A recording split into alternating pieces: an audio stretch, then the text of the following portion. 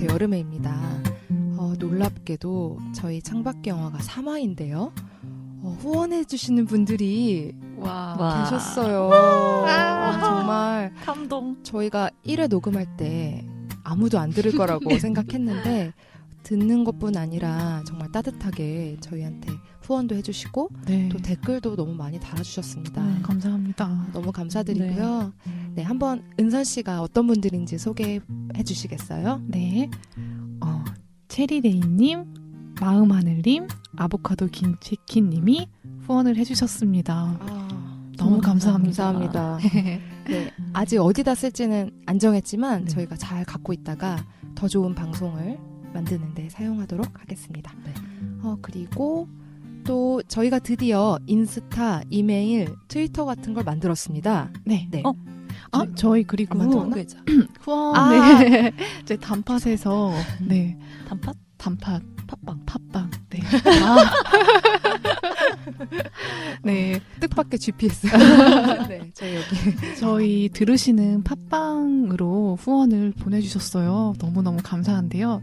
저희가 이 과정을 통해서 받는 것보다는 직접적으로 계좌를 좀 개설을 했습니다.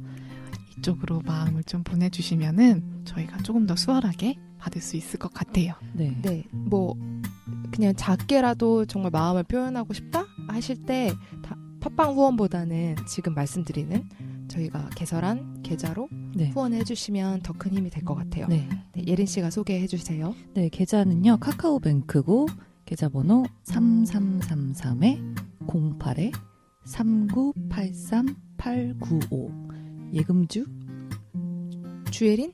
김예린으로 되어 있습니다. 제 본명으로. 네, 뜻밖의 본명? 네, 김예린으로 되어 있고요. 아까 말씀드렸는데 저희가 인스타, 이메일, 트위터를 개설했죠? 어떤 주소인가요? 네, 메일 주소는요. film.overview 숫자 3 film.overview3@gmail.com입니다. 네, 이 메일로는 다뤘으면 하는 영화들 많이 추천해 주시고요. 소소한 어떤 이야기라도 좋으니까 감상들, 그리고 영화에 대한 이야기들 뭐든 좋으니까 많이 메일 보내주세요. 그리고 인스타와 트위터는 어떻게 들어가면 되나요? 인스타, 트위터는 둘 다 창밖의 영화로 검색을 하시면 되고요. 인스타 같은 경우는 메일 주소랑 똑같아요. film.overview 숫자 3이고요.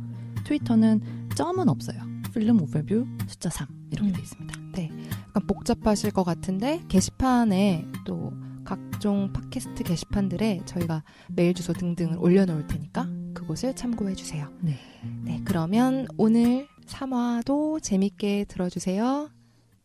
안녕.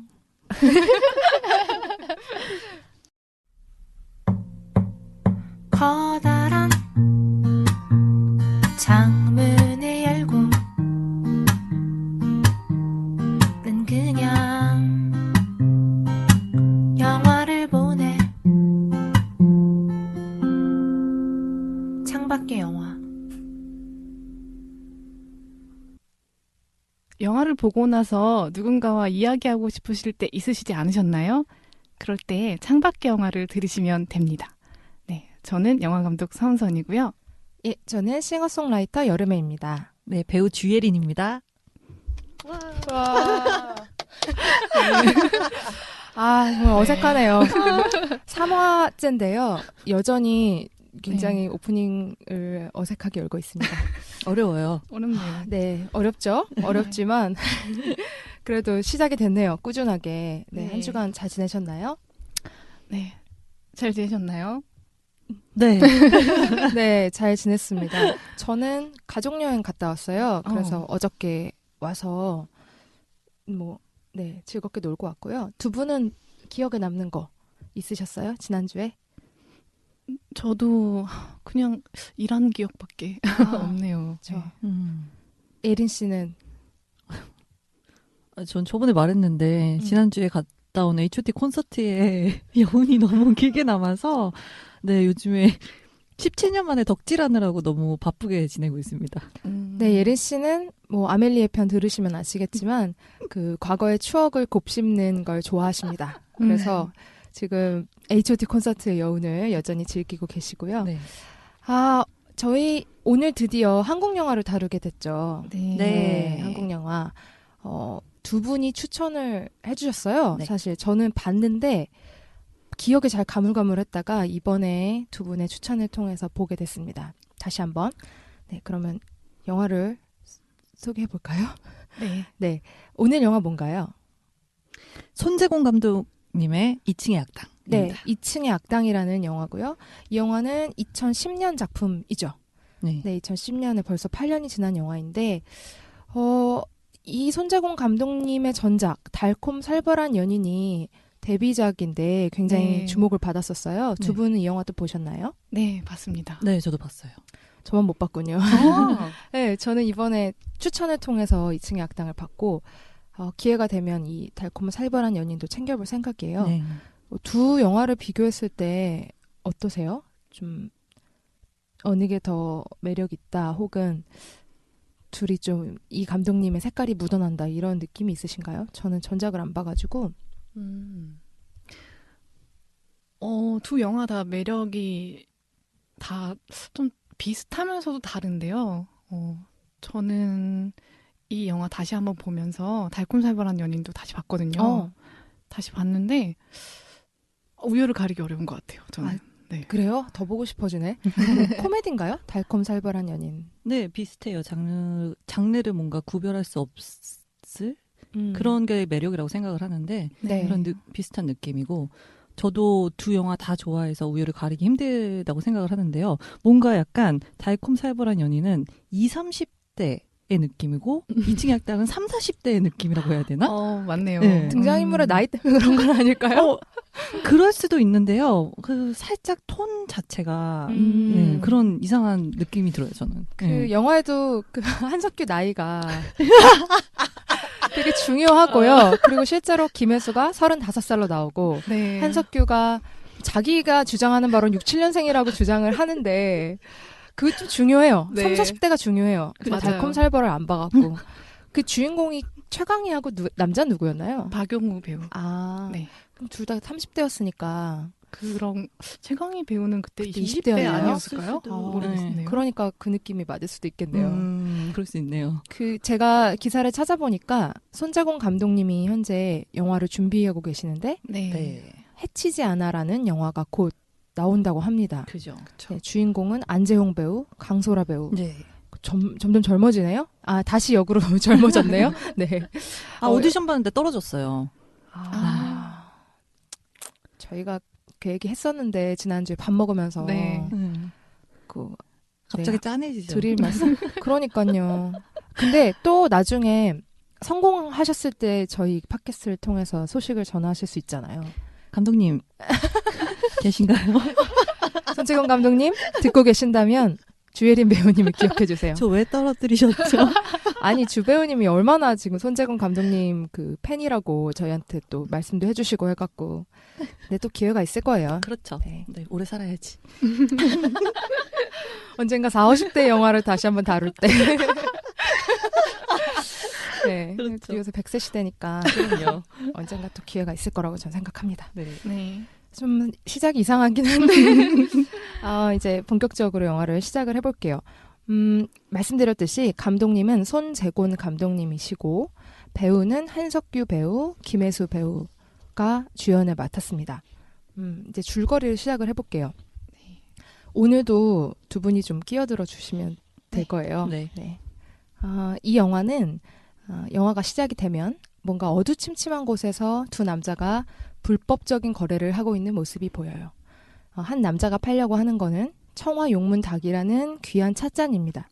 그래서 이 찻잔의 거래가는 판매자 말에 따르면 한 3억 엔 정도 된다고 하는 거예요. 굉장히 비싼 찻잔인 거죠. 판매자는 이게 얼마나 귀한 물건인지를 계속 설명을 하고 사려는 사람은 무슨 이상한 콩 같은 거를 제가 다시 봤어요. 뭘 먹고 있는지 궁금해서. 정말 모르겠어요. 까만 무슨 콩을 먹는데 한석규 배우가 어쨌든 뭐 작은 콩을 집어 먹으면서 추임새를 어떤 거였어요? 서리태? 서리태? 머리숱을 위해서 서리태를 먹고 있었을 수도 있죠. 67년생이라서. 그러니까요. 그래서 어쨌든 서리태콩 같은 거를 살짝 집어 먹으면서 추임새를 넣으면서 그래요? 뭐 이러면서 듣고 있어요. 근데 이 물건을 사려는 이 콩을 집어먹는 남자, 바로 이 남자가 주인공 창인입니다. 창인은 한석규 배우가 연기를 하고요. 그러니까 알고 보니까 이 귀한 찻잔은 원래 창인이 점 찍어놓은 물건이었고 판매자 남자가 어설프게 물건을 가로챘던 거예요. 그래서 창인은 물건을 살 것처럼 접근을 해서 다시 빼앗아 오려고 이 남자를 만난 거였죠. 자기의 정체를 밝힙니다. 창인의 액션 스킬이 딱 한 가지가 나오는데 팔 꺾는 스킬이 하나 있죠? 네. 두 번 꺾어요, 이 영화에서. 네. 그 명장면 중에 하나입니다. 후반부의 장면은. 네. 근데 어쨌든 이 남자의 팔을 꺾고요. 그리고 이 남자는 난 물건이 여기 없어. 집에 있어요. 이렇게 말을 하는데 그때 경찰이 들이닥쳐요. 그 과정에서 창인은 경찰에 잡히고 도망을 치던 판매자는 사고로 죽고 맙니다. 그래서 창인은 찻잔이 집에 있다라는 정보 정도만 얻고 나서 감옥에 가게 되죠. 여기가 첫 번째 시작하는 부분이고 도입부입니다. 그래서 창인이 출소한 시점부터 본격적으로 영화가 시작이 돼요. 근데 이 청화 용문 다기에 관심을 갖고 있는 사람은 창인만이 아니었어요. 재벌 2세가 자금 세탁에 이용하려고 찻잔을 찾고 있었고 출소한 창인을 불러들여서 이 물건을 찾아오면 몫을 떼주겠다라고 말합니다. 창인은 가진 게 별로 없으니까 제안을 당연히 수용을 하고 이 죽은 판매자의 집으로 찾아가요. 이 집에 이제 혼자가 된 남자의 아내와 중학생 딸이 살고 있는데 여기서 나온 이 아내가 바로 김혜수 배우입니다. 네. 그래서 아내의 이름은 연주고요. 벌써 웃기신가요? 연주 너무 매력 있죠, 진짜. 집주자. 그쵸. 그러하려네 집주자를 쓰죠. 한석규가 구슬주? 이러니까 집주요, 집주. 집주인이라서 네. 집주. 네. 그런 연주가 김혜수 배우고, 그 다음에, 근데 이 연주는 남편이 죽은 후에 생활고, 또 불면증, 우울증을 겪고 있는 인물입니다. 딸인 성아는 중학생인데 학교에서 왕따를 당하고 있어요. 그 이유는 성아가 예전에 아역 모델이었는데 커가는 과정에서 귀여운 얼굴이 다 사라진 거죠. 근데 친구들이 그것 때문에 매일 놀려요. 네. 그런 괴로움을 당하고 있는 인물이 또 딸인 성아입니다. 이 집에 창인이 찾아간 거예요. 이 집을 조금 묘사를 드리면 2층 주택이죠. 마당도 있고 보기에는 굉장히 번듯한 집입니다. 근데 말씀드렸듯이 안에 살고 있는 두 여자의 상태가 그렇게 좋지는 않아요. 네. 그리고 빚도 좀 많은 걸로 나오고요. 네. 그래서 돈이 필요한 연주는 2층에 세를 놓은 상태였고 이 집에 잠입할 목적을 가졌던 창인은 잘 됐다 싶어서 입주를 합니다. 근데 자기의 정체를 밝힐 수 없는 창인은 소설가로 위장을 하고요. 이제 연주를 안심시키기 위해서 가짜 명함을 주고 계약서를 안 쓰는 대신에 월세를 좀 더 올리고 하는 등의 이제 상황을 모면하는 일들이 이어집니다. 네. 근데 집을 뒤지기 위해서는 일단 연주랑 가까워져야 되잖아요. 네, 그래서 그렇죠. 창인의 첫 번째 계획, 연주와 가까워지자 이거였죠. 그래서 함께 술을 마시고 이야기도 들어주고 하면서 가까워집니다. 결국에는 육체적인 관계로까지 발전을 하게 되는데요. 네. 이제 여기까지만 보면 무슨 사랑에 빠지면 안 될 사람들끼리의 사랑 이야기인가? 이렇게 생각할 수도 있잖아요. 근데 이 영화는 코미디예요. 그렇기 네. 때문에 그런 사랑 로맨스 이런 거하고 좀 다릅니다. 그래서 어떤 부분에서 그런 코미디가 연출되냐? 제가 생각할 때는 이 창인과 연주가 나누는 대화나 또 뜻대로 되지 않는 그런 상황들이 웃음을 유발해요. 특히 창인은 전과자고 객관적으로만 보면 전과자의 사기꾼이고 연주는 남편을 잃고 우울증에 시달리는 여성이잖아요. 네. 그러니까 전혀 코믹하진 않죠. 둘에. 네. 근데 그 둘 사이에 그런 긴장감이 흐르는 상황에서 벌어지는 독특한 앙상블이 재밌기도 하고 되게 매력 있게 다가와요. 네. 네. 중간에 하실 얘기 있으시면 하시면 돼요. 네. 저는 이렇게 준비해온 거를 열심히 달려가고 있기 때문에. 네. 네. 네, 그래서 연주는 창인이 수상하다는 걸 알아요. 알지만 관계를 이어가고 끌리는 거죠. 그리고 창인도 이건 계획의 일부야. 이러는 명분으로 또 연주와 관계를 이어가요. 또 어쨌든 계속해서 열심히 둘은 서로에게 이렇게 밀고 당기기를 진행합니다. 네. 찻잔을 찾으려는 계획이 잘 진행이 되지 않죠. 당연히. 계속 연주와의 관계에 말려들고요. 심지어 창희는 딸 성아에게도 관여를 하게 돼요. 네. 왕따라서 뭐 걱정이 돼서 그러는 건 아니죠. 왜냐하면 성아는 학교에 왕따를 당하니까 집에 있는데 그러면 방해가 되잖아요. 네. 찻잔을 찾아야 되는데 그런 이기적인 마음에서 이제 자녀 교육에까지 막 관여를 하는 거예요. 그러다 보니까 본의 아니게 대리 아버지 같은 상황도 벌어집니다. 예를 들어서 연주와 성아가 막 싸우는데 이 창인이 중간에서 말리다가 이런 대사를 해요. 이놈의 집구석 그냥. 이거는 거의 뭐 아버지가 이렇게 하는 말이잖아요. 네. 자기도 모르게 이놈의 집구석 막 이러면서 막 분통을 내고 또 성아가 그 얘기 듣고 문을 쾅 닫고 들어가죠. 중학생답게. 그러면 문을 막 두드리면서 학교 다니지 마! 때려쳐! 그냥 돈이나 벌어! 아니 뭐 이렇게 오지랖을 부려요. 네. 진짜 웃겨요. 그런 거 네. 보면. 원래 목적하고 전혀 상관없이 이야기가 흘러가죠. 그래서 그런 이제 연주에게 말려드는 어설픈 창인의 모습이 웃음을 유발을 하고요. 네. 또 성아의 캐릭터가 만드는 되게 히스테릭하면서 때로는 그 앤틱샵을 운영하는 그 기품 있는 여성의 그런 모습, 그 전혀 약간 상반된 모습이 롤러코스터를 타는 것처럼 온도차를 만들어주면서 재미를 더합니다. 그래서 이거를 연기가 좀 들어가는 장면이라 제가 할까 말까 고민을 했는데 그 연주의 캐릭터를 보여주는 한 장면을 소개를 해드릴까 해요. 네. 연주가 정신과 상담을 받는 장면인데요. 네. 이제 비가 주룩주룩 오는 날 연주가 정신과를 찾아가죠. 김정심 정신과. 예, 김정심. 김정심. 네. 네, 김정심 정신과를 찾아가요.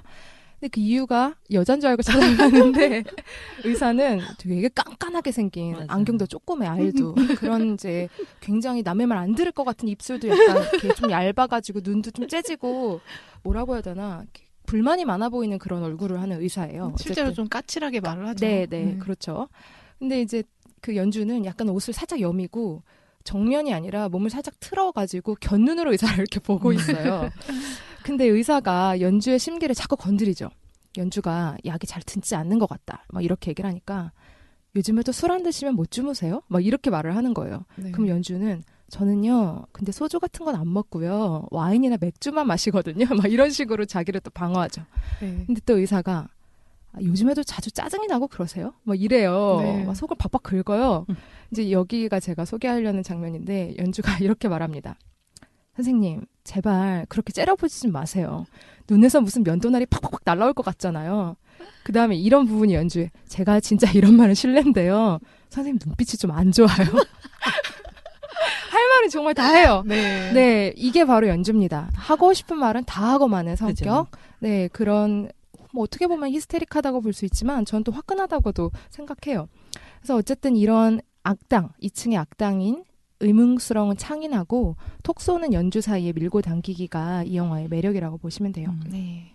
그 줄거리를 마무리하자면 어느덧 찻잔을 찾아주기로 한 마감 날짜가 다가오고 계획에는 별 진전이 없어요. 그래서 뭐 린치까지 당합니다. 창인이. 그래서 찻잔을 찾기 위한 창인의 마지막 시도가 시작이 되면서 영화는 후반부로 진행이 됩니다. 네, 여기까지예요. 야. 네. 수고하셨습니다. 네. 얘기해 주시는데 또 영화 생각나가지고 네. 저는 너무 웃음 찾느라고 힘들었어요. 너무 웃겨가지고. 이거 다 담을 수가 없어요. 네. 사실 저희가 할 말이 많이 없을 것 같다 이렇게 했잖아요. 네. 그게 이 영화의 매력이 대사인데 그쵸. 저희가 그걸 설명해야 되니까 네. 그 매력이 좀 반감될까봐 네. 좀 그런 것도 있는 것 같아요. 아까 그 정신과 장면은 네. 듣기로 그때 예린 씨가 오디션 할 때 약간 준비하는 대사라고 그때 말씀 네. 맞죠? 그게 여기예요? 네, 제가 어. 오디션을 볼 때 보통 그 지정 대사를 줄 때도 있고 자유 연기를 준비를 해오라고 할 때가 있는데 네. 제가 즐겨 하는 자유 대사 중에 하나예요, 그게. 그럼 예린 씨한테 들었어야 되는데 내가 너무 열심히 했잖아. 아니 근데 너무 잘하셔서 어. 저도 재밌게 들었어요. 이게 약간 제 안에 있는 뭔가를 건드렸어요. 그 김혜수가 그렇게 제가 이런 말 실례인 건 아는데요. 그거 이러면서 너무 웃기잖아요, 뒤에다가 그거. 눈빛이 좀 안 좋아요. 근데 그게 너무 웃긴 거예요. 진짜로. 그래가지고 이 연기를 예린 씨가 또 하셨군요. 네. 네, 사실 그러면 손재훈 감독님 작품을 다 좋아하기도 하고 감독님 너무 대사를 잘 쓰시잖아요. 그래서 그럼요. 맞아요. 이것뿐만 아니라 다른 장면의 대사도 제가 달달달 외웠던 적이 있고 달콤살벌한 연인에 네, 나왔던 네. 대사도 제가 또 몇 번 한 적이 있었어요. 혹시 여기서 어느 해보실 수 부분인가요? 있다면? 달콤살벌은 제가 네. 대사가 정확히 기억은 안 나거든요. 네. 근데 그 둘이 연애를 하기 시작하고 네. 박경우 배우님이 자기가 예전에 좋아하던 첫사랑 커플과 자기의 그 여자친구, 현 여자친구인 최강희 배우를 소개해주는, 그래서 더블 네네. 데이트하는 장면이 네. 있어요. 그래서 아직 첫사랑한테 마음은 있는데 이제 내가 새로운 여자를 이제 데이트를 한다라는 거 보여줘야 되기도 하고 여러 가지 복잡한 심경이 있을 때 그분은 그리고 또 대학 교수예요. 극중. 그래서 네. 굉장히 지적인 사람인데 최강희 선배는 거기서 살인마죠, 그냥. 아, 네. 살인마예요? 그런- 달콤살벌한 연인이 그래서 거기서 나온 거구나. 네. 네네. 그래서 그런데 그 자리에서 자기가 굉장히 지적이고 수준이 있는 사람이라는 걸 표시를 해야 된다는 걸 아는 거예요. 최강희 배우가 네. 그래서 막 이런저런 거짓말을 치다가 나중에 뭐 혈액형 뭐 이런 얘기가 나왔는데 네. 솔직히 그런 지식인들은 혈액형이며 뭐 별자리며 이런 것들이 다 비과학적이 말도 안 된다는 그렇죠. 얘기인 걸 알죠. 네, 그렇게 잘 안 믿고 믿죠. 있는데 최강희 씨는 거기서 자기가 아는 유일한 게 딱 나온 거예요. 그러면서 자기가 미술을 공부한 사람이라고 뻥을 쳤는데 고흐와 별자리를 접목을 시키면서 지식 대방출을 하는 거예요. 네. 그래서 고흐가 1853년 3월 30일생이거든요. 원래 양자리가 예술가적 성향이 깊은 자리가 아닌데 고흐는 좀 특별했던 것 같아요. 하면서 얘기를 찌질을 하는 게 있어요. 재밌다. 재밌다. 네. 그 다음 기억이 안 나는데. 그러니까 네. 저 네네네. 기억나요. 그래가지고 그 상대편에 있던 그 첫사랑 여자가 별자리 믿으세요? 네. 라고 했어요. 그랬더니, 그러니까 별자리 사실 안 믿어요. 별자리는 혈액형만큼 과학적이지 않으니까. 이런 거예요. 제가 원래 L병인데 A병 이런 거 안 믿거든요. 이러면서. 좀 분위기가 싸해지는 그런 장면이 있어요. 그래. 근데 그게 너무 연주랑 비슷한 면이 있네요. 약간 자기가 보여주고 싶은 면이랑 그거 현실하고 다른 차이에서 오는 그런 웃긴 부분이 계속 연주도 있잖아요. 네. 제가 그러네요. 아까 이렇게 교양 있고 싶어 하는데 사실은 굉장히 약간 그 히스테릭한 게 자꾸 튀어나오고 그런 소주는 것처럼 안 먹고 맥주와 와인만 먹지만 했는데 그것도 역시 웃긴 거잖아요. 그죠. 그냥 네. 예. 참 그런 부분이 이분의 좀 이 손재gun 감독님이 만드는 캐릭터의 특징일 수도 있다는 생각이 듭니다. 네. 네, 그러면 돌아가면서 러프한 감상을 먼저 나눠볼게요. 네. 은성 감독님부터 해볼까요? 저는 이 영화 좀 좋아하는 영화고 손재gun 감독님의 이제 달콤살벌한 연인을 재밌게 봐가지고 그 다음 후속작인 이 영화가 나왔을 때 기대감도 컸어요. 왜냐면 믿음이 있으니까. 그리고 여러분들은 모르시겠지만 또 이 손재gun 감독님이 찍은 중편 영화가 있어요. 그러니까 50분짜리 영화. 너무 많이 본 사나이라는 제목만 제목 제목 들어보셨어요? 들어봤어요. 네. 그 영화도 예전에 봤었거든요. 그래서 뭘 많이 본 거죠? 사나이가? 이게 어떤 내용이냐면요. 살짝 좀 설명을 해드리면은 네. 2000년도에 이제 부천 영화제에서 아마 되게 히트를 쳤던 그 단편 중편 영화인데요. 앞집 여자의 몰카를 찍던 남자가 우연히 살인 현장을 캠코더에 담게 되는 거예요. 그래서 그 살인자가 그 캠코더에 담은 사람을 쫓아가지고 죽여요. 근데 그 비디오 테이프는 이미 어느 동네에 그 비디오 대여점 그 수거함으로 들어가 버린 상황인 거예요. 재밌다. 그래서 그 살인자가 그 테이프를 수거하려고 비디오 가게를 전전하면서 온갖 영화를 섭렵해요. 그걸 찾으려고 영화 광고되는 네, 건가요? 맞아요. 너무 많이 본 게 네. 이제 영화를 너무 많이 본 건가? 네, 그래가지고 나름대로 막 장르별로 공략을 해서 막 찾아보지만 매번 실패를 해요. 그래서 에라 모르겠다 하고 자포자기한 심적으로 그냥 영화를 그냥 주구장창 보는데 정말 영화 광이 돼버려가지고 특히 또 알프레드 히치콕이라는 거장 감독을 또 신봉하게 되면서 그런 영화, 네, 좀 재밌다. 코미디 영화예요. 블랙 코미디네요, 그것도. 네. 이 감독님이 그 온도차를 굉장히 좋아하시나 봐요. 그렇죠. 살인, 달콤살벌도 살인 이슈가 소재가 들어가 있는데 첫 작품도 좀 특이하네요. 네. 그래가지고 재밌네. 이 감독님에 대한 어떤 그 호기심과 믿음이 있어서 2층의 악당 나왔을 때 사실 그때 당시엔 못 보다 저 좀 뒤늦게 본 편이거든요. 근데 이제 달콤살벌한 연인이 생각보다 흥행을 꽤 한 영화거든요. 네, 200만이 넘었죠. 네. 근데 이 2층의 학당 같은 경우에는 좀 그런 흥행적인 면에서는 좀 흥행이 많이 들진 않았고 사람들이 많이 못 본 영화인 것 같아요. 네. 그래서 약간 숨겨진 수작이라는 좀 얘기를 하고 싶고 저는 이 영화도 좋아하고 그 손재gun 감독님이 시나리오를 워낙 잘 쓰시니까 시나리오도 또 따로 이렇게 찾아서 다 봤거든요.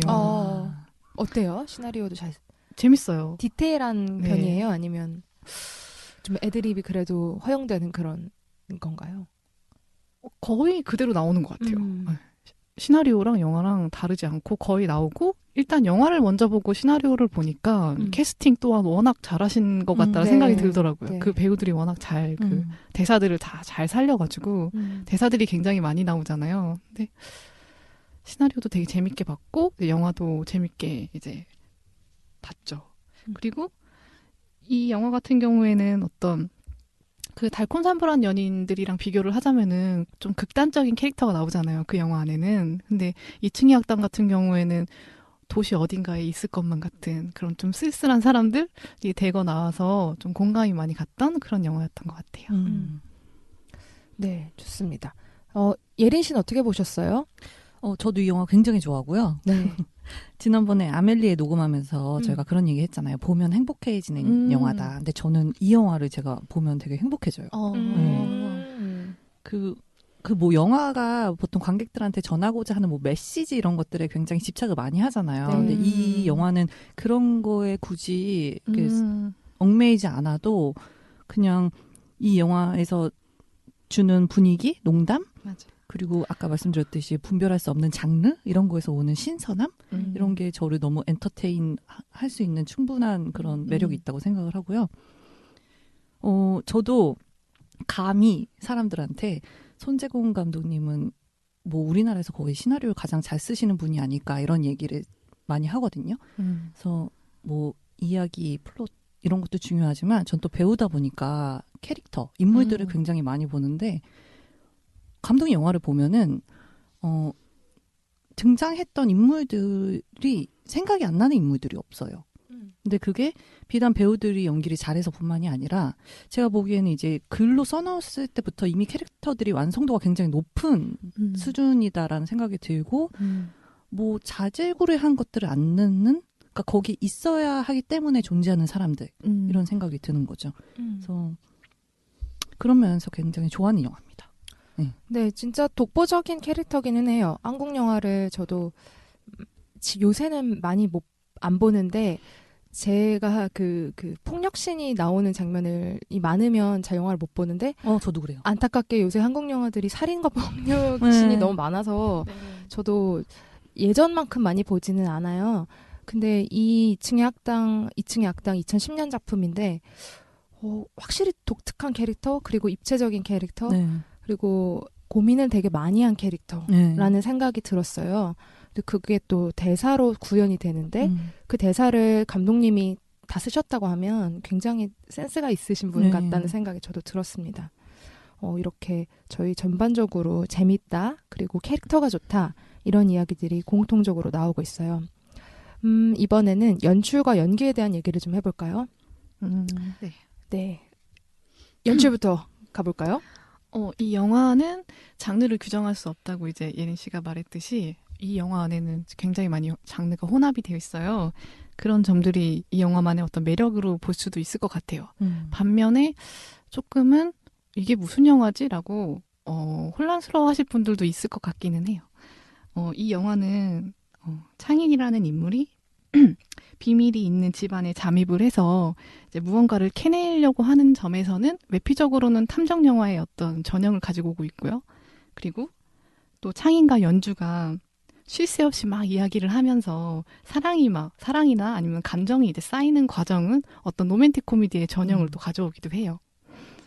그렇게 이 영화는 좀 다양한 장르를 이렇게 혼합해가지고 그 캐릭터의 매력을 좀 살리는 영화라고 저는 좀 보게 됐던 것 같고, 네, 그렇네요. 이 영화를 고르고 은선 감독님이 좋아하신다고 하셨는데 왜 이 영화는 성공을 못했을까 친구분이랑 이야기를 하시다가 장르를 딱 하나로 그 규정하기가 어려운 영화라서 그 부분이 오히려 장점이 될 수도 있지만 흥행하는 데는 좀 방해가 됐을 수도 있다라는 말씀을 하셨었어요. 그러면 달콤살벌한 연인도 사실 비슷하잖아요. 장르적으로 봤을 때는. 근데 그거는 어떻게 성공을 했을까요? 근데 달콤살벌한 연인 같은 경우에는 아예 좀 되게 막 나간 영화라고 생각이 들거든요. 근데 이 2층의 학당 같은 경우에는 좀 절제를 많이 한 영화라는 생각이 들었어요. 그러니까 캐릭터가 너무 끝까지 가지는 않아요. 그래서 30, 40대 영화가 진짜졌나 보다. 안정감. 안정감이 확실히 있어요. 그러니까 아무래도 달콤살벌한 연인 같은 경우에는 캐릭터가 좀 말 그대로 좀 미친 캐릭터들이잖아요. 모태솔로 남자와 연애를 한 번도 못 해본 남자와 그리고 또 어떤 살인자 여성과 근데 그 미워할 수 없는 그 두 캐릭터의 어떤 그 조합이 되게 신선하게 느껴졌고 그랬는데 2층의 학당 같은 경우에는 모르겠어요. 그 시대를 조금 앞서간 영화인 것 같기도 하고요. 그 당시에 나왔던 영화 주류 맞아. 영화들하고 조금 다른 노선이라서 조금 안 되지 않았을까? 그리고 흥행은 항상 그렇잖아요. 이게 어떻게 될지 모르는 맞아. 거고 그 당시 어떤 시대적인 상황이랑 예. 뭐 그런 것들의 영향이 있으니까 그렇네요. 그 제목도 달콤살벌한 연인은 뭔지 몰라도 왠지 그 연인이 보러 갈 수 있는 영화잖아요. 고를 수 있을 것 같은데 뭔지 모르지만 이거 같이 볼래? 이렇게 할 수 있을 것 같은. 근데 2층의 악당이라는 제목이 진짜 애매하긴 한 것 같아요. 이건 확실히 사랑 얘기는 아닌 것 같고 그러면 무슨 범죄 얘기냐? 아닌 것 같고 귀엽잖아요. 2층의 악당 귀엽잖아요. 악당도 아니고 뭐지? 하다가 좀 애매하게 선택되지 않을 영화라는 생각도 살짝 드네요. 또 연기적으로는 어떨까요? 연기에 정말 어떻게 보면 한국 영화사에 빼놓을 수 없는 두 배우잖아요. 그쵸. 한석규, 김혜수가 나오는 이 투탑의 영화. 연기에 대해서는 할 얘기가 좀 있지 않을까요? 솔직히 별로 없는 게 그냥 너무 대단하다는 얘기밖에 할 수가 없는 것 같고 저는 이거 보면요 정말 이 영화 보면 웃느라고 정신을 못 차려요. 그리고 또 감탄하느라고 정신을 못 차리고 특히나 한석규 선배님의 그 능글맞음? 능글맞으면서 폭력적이고 충분히 폭력적인 아니라 굉장히 꼰대스럽고 근데 귀여워요. 거기에 유머러스에 이 되게 호와 불호를 극단으로 왔다 갔다 하는 이 캐릭터를 이렇게까지 사랑스럽게 표현할 수 있는 배우가 대체 누가 있을까 이런 생각이 좀 많이 들거든요.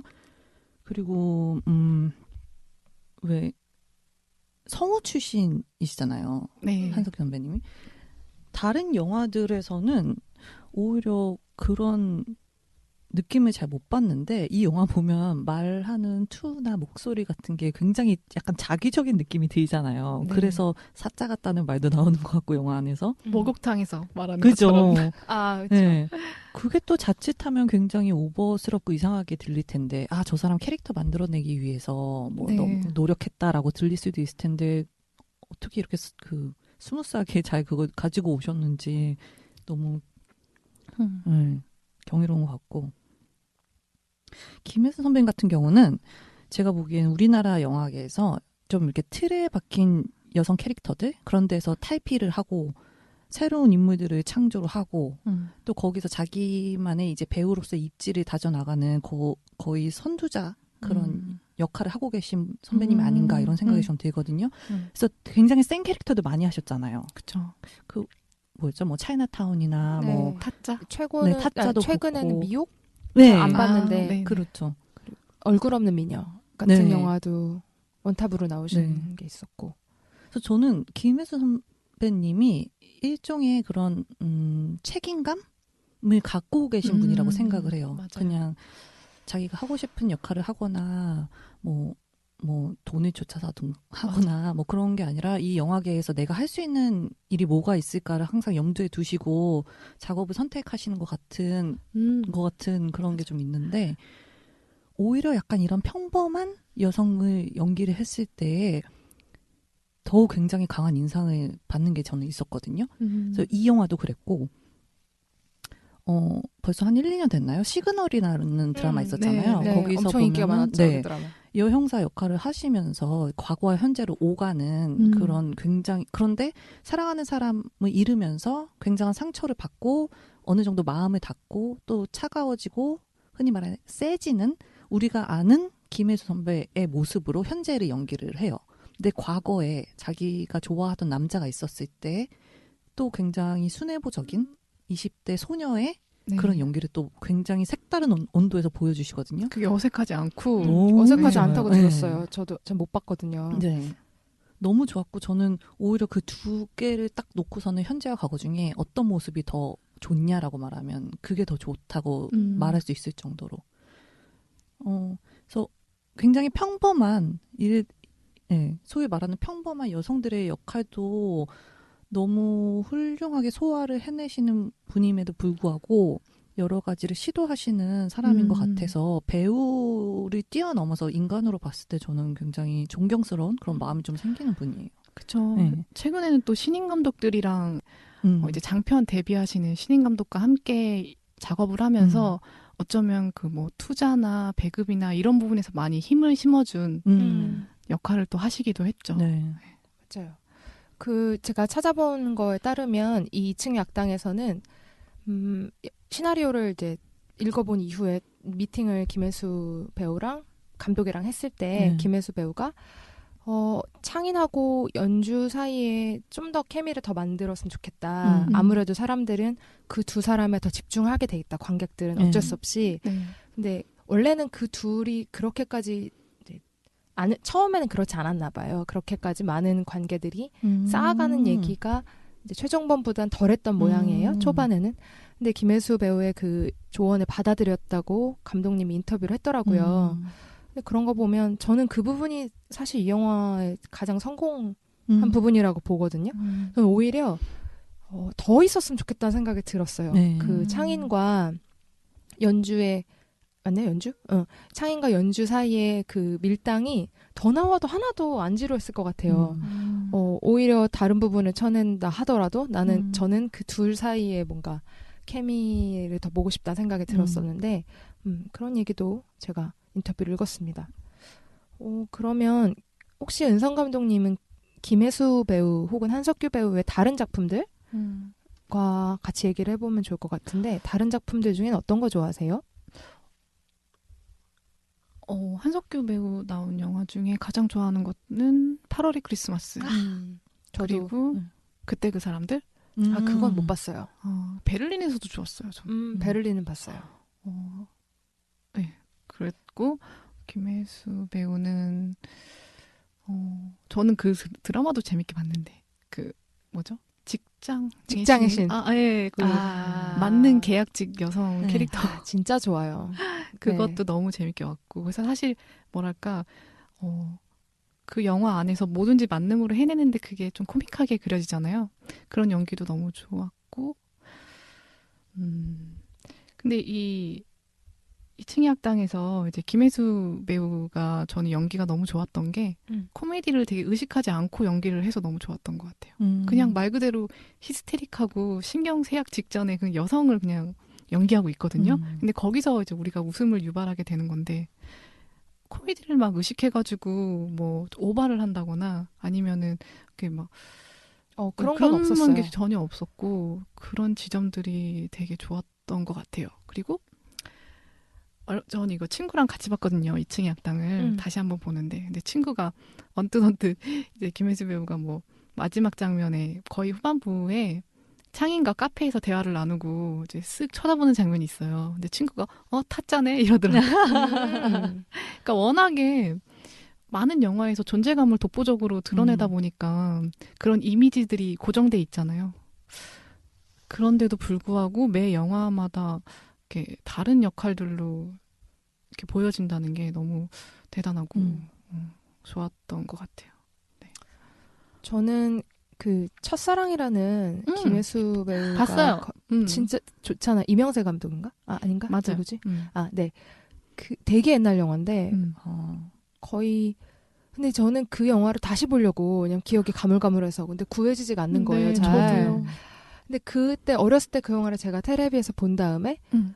완전 반했었거든요. 음. 그 영화에도 반하고 영화도 되게 좋았던 것 같아요.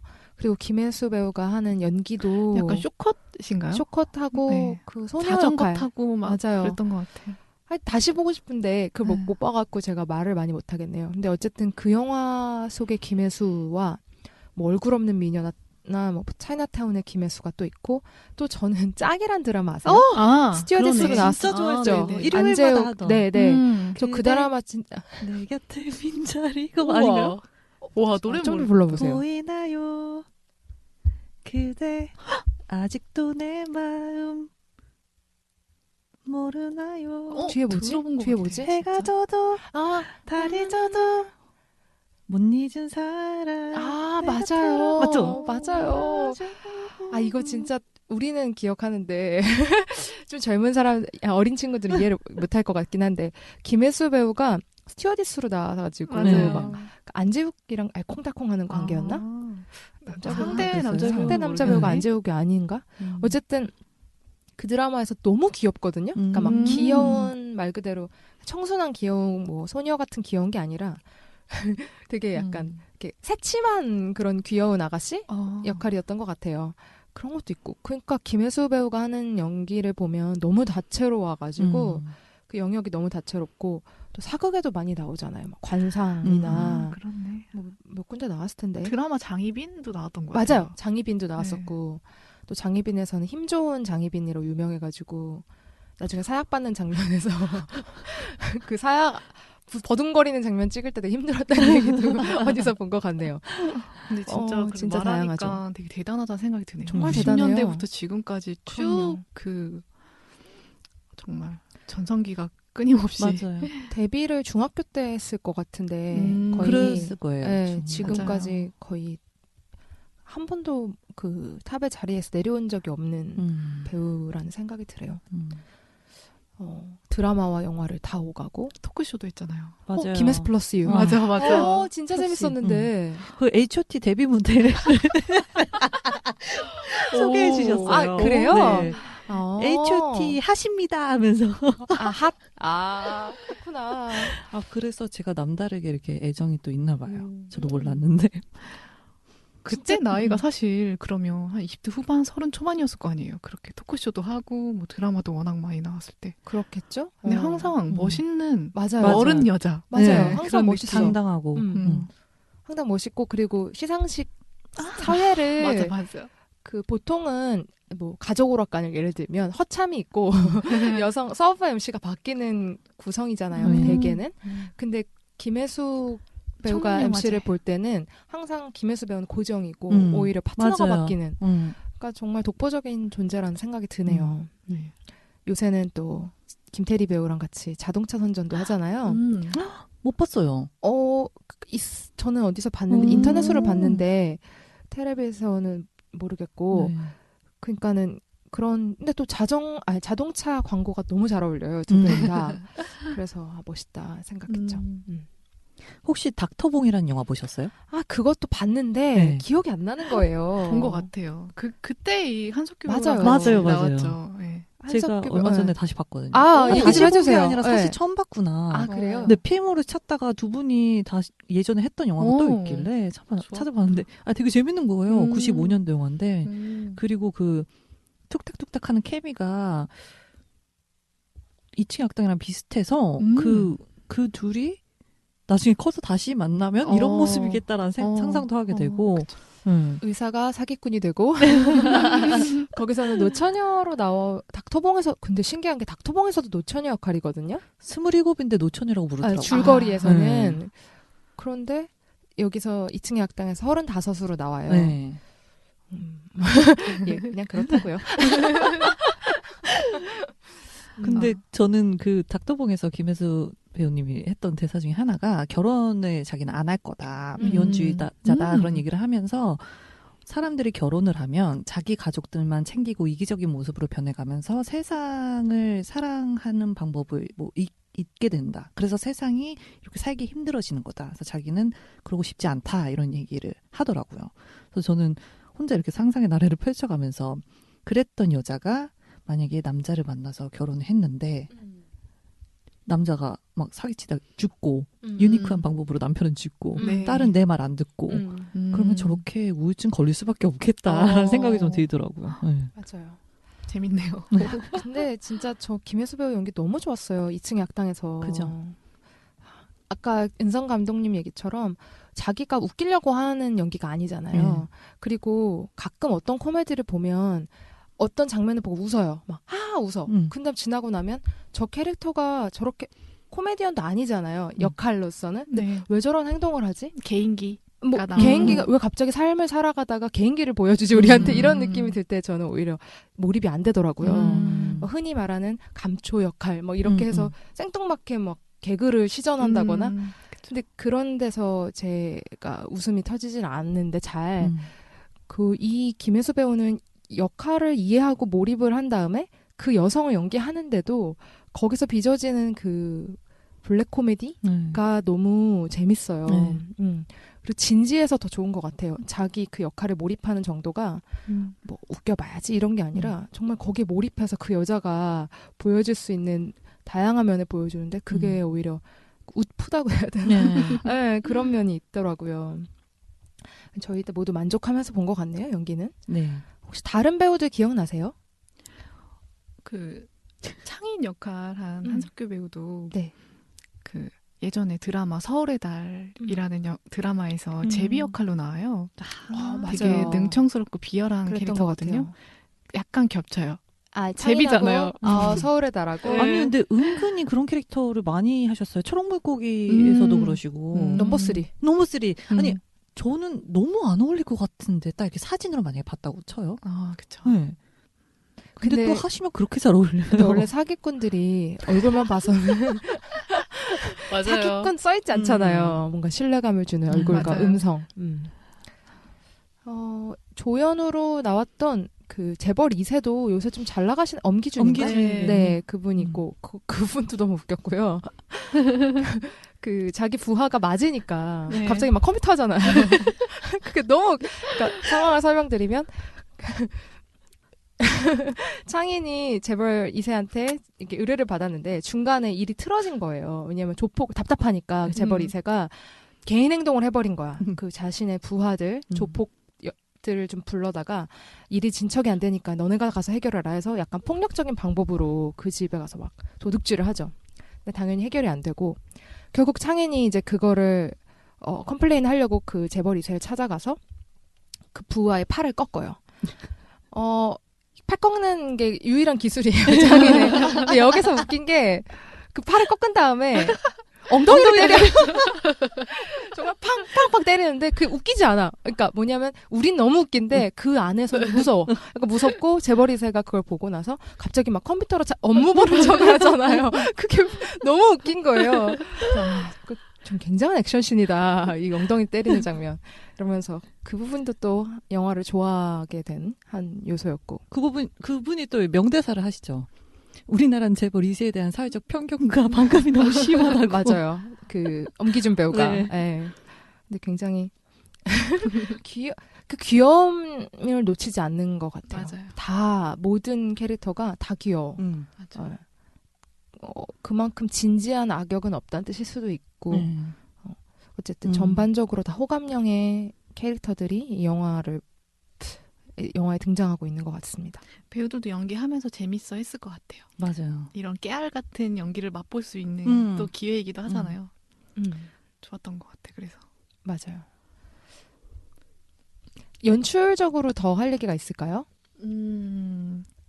글쎄, 연출적으로 사실 달콤살벌한 연인 같은 경우에는 은근히 좀 단점이 저는 좀 있다고 생각을 해요. 그러니까 뭐랄까요? 촬영도 좀 단조롭고요. 음악도 너무 좀 음악도 뭐 고민이 그렇게 많이 들어간 느낌은 사실 안 들고 나와야 될 부분에서 이렇게 싹 나와주고 그냥 빠지는 되게 심플한 영화가 전체적으로 기술적인 부분에서 좀 되게 굉장히 심플해요. 근데 그런 단점들이 조금씩 있어도 캐릭터에서 일단 너무나 큰 장점을 가지고선 매력을 발산해가지고 모든 작은 단점들을 큰 장점 하나로 다 이렇게 가지고 가는 영화였던 것 같아요. 근데 2층 약단 같은 경우에는 저는 촬영도 되게 좋았다고 생각이 들더라고요. 촬영적인 측면에서도 영화적인 어떤 촬영들을 많이 고민을 하셨고 그렇게 나왔던 것 같고 이 영화 보면은 거의 대부분 실내 촬영이거든요. 그 세트로 된 집을 촬영하는데 그때 단조로울 수 있는 장면들이잖아요. 세트 촬영은. 그리고 이게 어쨌든 간에 사건이 이렇게 크게 막 어떤 뭐 범죄가 막 크게 일어난다거나 뭐 있을 수 없는 일이 일어나가지고 무섭게 뭐 그려진다거나 그러지 않고 단조로운 일들이 좀 많이 나왔던 것 같은데 그런 부분도 촬영이 좀 섬세하게 전 들어갔다고 생각이 들더라고요. 저는 뭐 그런 지식이 없다 보니까 근데 가끔 좀 오히려 안 좋은 건 가끔 보이는데 이 영화에서는 그런 요소가 별로 없었고 이따 얘기하겠지만 지하실 장면이 저는 이제 인상 깊은 장면으로 제가 가지고 왔는데 그때 되게 공간 활용을 잘한 것 같아요. 카메라가 따라가고 맞아요. 빠지고 하면서 그 맞아요. 약간 뭐랄까 쫄깃쫄깃하게 만들어주는 거 있잖아요. 네, 그런 부분도 아마 되게 잘 찍은 장면이 아닐까 이런 생각이 듭니다.